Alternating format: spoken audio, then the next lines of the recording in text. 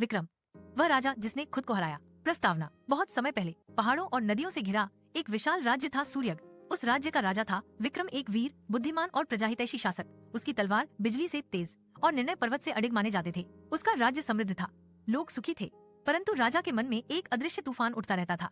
राजा विक्रम की सबसे बड़ी कमजोरी थी अहंकार। वह मानता था कि संसार में कोई उससे शक्तिशाली, बुद्धिमान या न्यायप्रिय नहीं है, और यही उसकी कहानी का आरंभ था।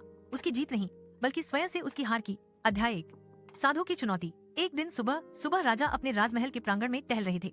सूर्य की किरणें उनके स्वर्ण सिंहासन को छू रही थीं। तभी द्वारपाल बोला, महाराज, एक साधु आपसे मिलने आए हैं। कहते हैं उनसे बड़ा ज्ञानी कोई नहीं। राजा मुस्कुराए, कोई नहीं, यह साधु बहुत बड़ा भ्रम पाल रहा है, बुलाओ उसे। साधु भीतर आया। उसके कपड़े धूल से सने थे, पर आंखों में चमक थी। वह झुका नहीं, बस बोला, राजन, तुम शक्तिशाली हो, पर क्या तुम खुद को जीत सकते हो? राजा ने कहा, मैंने 100 युद्ध जीते हैं, अपने शत्रुओं को मिटा दिया, खुद को हराना कैसा प्रश्न है साधु? साधु मुस्कुराया, जो अपने क्रोध, लोभ और अहंकार पर विजय पाले, वही सच्चा विजेता है। तुम चाहो तो मैं तुम्हें परीक्षा दे सकता हूँ। राजा हंसे, परीक्षा? मुझे? साधु बोला, 3 रातों तक तुम अकेले जंगल में रहोगे। वहां कोई तुम्हारी रक्षा नहीं करेगा। हर रात तुम्हें 3 परीक्षाएं मिलेंगी, शरीर की, मन की और आत्मा की। यदि तुम जीत गए तो तुम्हारा नाम अमर होगा, पर अगर हारे तो सब कुछ खो दोगे। राजा विक्रम ने तुरंत हामी भर दी। वह बोले, ठीक है साधु, मैं ये चुनौती स्वीकार करता हूँ। अध्याय 2। पहली रात, शरीर की परीक्षा। राजा अपने सैनिक अर्जुन को साथ लेकर जंगल पहुंचे, पर साधु ने कहा, राजा अकेले जाएंगे, अर्जुन तुम्हारी सीमा रेखा के बाहर रहेगा। रात घिर आई थी, जंगल में अंधेरा और सन्नाटा था। राजा ने अपनी तलवार पकड़ी और एक बड़े पीपल के नीचे बैठ गए। कुछ ही देर में एक भयंकर शेर की गर्जना सुनाई दी। वह धीरे धीरे पास आ रहा था। राजा का मन बोला, भाग जाओ, पर उनका अहं बोला, राजा कभी नहीं भागते। उन्होंने तलवार निकाली और शेर से भिड़ गए। लड़ाई लंबी चली। राजा घायल हुए, पर उन्होंने शेर को परास्त कर दिया। थके हुए, खून से लथपथ राजा मुस्कुराए। शरीर की परीक्षा समाप्त, मैं विजयी हूं। तभी साधु की आवाज हवा में गूंजी, शरीर को जीत लिया, पर क्या तुमने डर को हराया या अहंकार को पोषित किया? राजा कुछ पल चुप रहे, पर उनका मन बोला, विजय तो विजय है। अध्याय 3। दूसरी रात, मन की परीक्षा। दूसरी रात, राजा फिर उसी पीपल के नीचे बैठे। इस बार कोई जानवर नहीं आया, पर जैसे जैसे रात बढ़ी, अंधेरे में आवाजें आने लगी।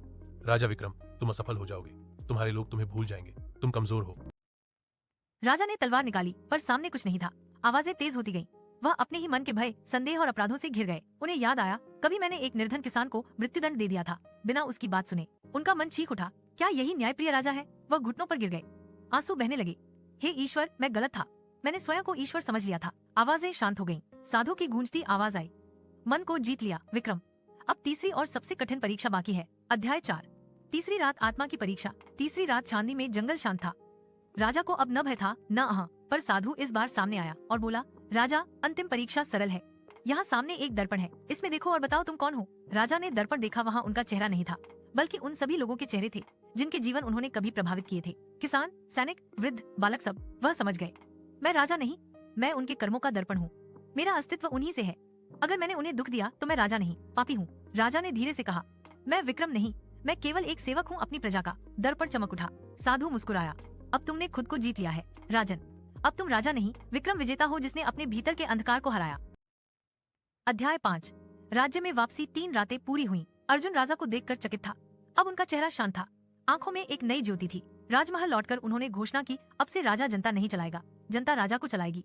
हर निर्णय में लोगों की राय ली जाएगी। कोई भूखा नहीं सोएगा, कोई अन्याय नहीं सहेगा। सूर्य बदल गया।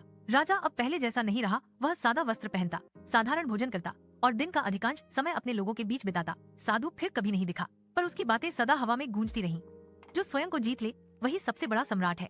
अंतिम अध्याय, विक्रम की अमरता। सालों बाद जब विक्रम की मृत्यु हुई, लोग रोए नहीं, उन्होंने दीप जलाए, क्योंकि उन्हें पता था कि उनका राजा मरा नहीं। वह अब हर आत्मा में बस गया है, जो सत्य, विनम्रता और न्याय से जीना चाहती है। इतिहास ने उसे विक्रम महान नहीं कहा, बल्कि विक्रम आत्मजयी कहा। वह राजा जिसने अपने भीतर के युद्ध को जीता। संदेश, यह कहानी बताती है, दुनिया के सबसे बड़े युद्ध तलवारों से नहीं, अपने भीतर लड़े जाते हैं। शत्रु बाहर नहीं, हमारे अहंकार, भय और स्वार्थ के भीतर छिपे होते हैं, और जो इन्हें हराता है वह सच्चा राजा बनता है। ऐसे ही वीडियो देखने के लिए सब्सक्राइब करें AI वाला को।